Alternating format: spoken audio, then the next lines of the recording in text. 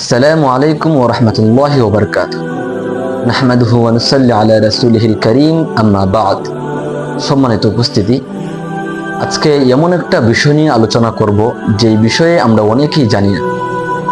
বিষয়টা হচ্ছে, আমরা অনেকেই মনে করে থাকি যে মৃত্যুর পর আমার যাবতীয় আমলের দরওয়াজাগুলি বন্ধ হয়ে যায়, কিন্তু রাসূল করিম সাল্লাল্লাহু আলাইহি ওয়াসাল্লাম এক হাদিসের মধ্যে বলেন, ইদা মাতাল ইনসান, যখন কোনো মানুষ মরে যায়, ইনকাতা আমালুহু, তার সমস্ত আমলের দরওয়াজাগুলি বন্ধ হয়ে যায়, তবে ইল্লা মিন সালাত, তিনটা আমল ব্যতীত।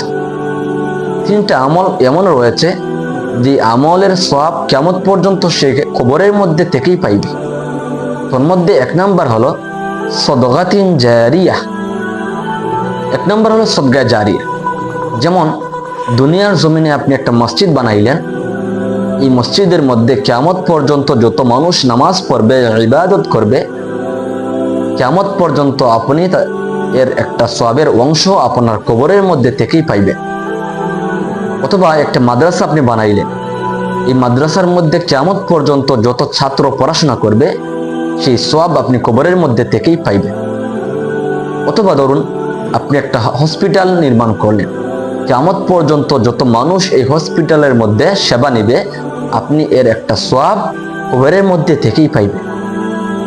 দুই নম্বর হলো, আল্লাহ রাসূল সাল্লাল্লাহু আলাইহি সাল্লাম বলেন, আও ইলমিন ইয়ানতাফিউ বিহি, উপকৃত ইলম। যেমন দুনিয়ার জমিনে আপনি কাউকে একটা জিনিস শিক্ষা দিলেন, যেমন একটা মাদ্রাসা ছাত্রকে পড়াইলেন, এই যে পড়াইলেন, এই পড়ানোর কারণে কিয়ামত পর্যন্ত আপনি এর একটা সওয়াবের অংশ কবরের মধ্যে থেকেই পাইবেন।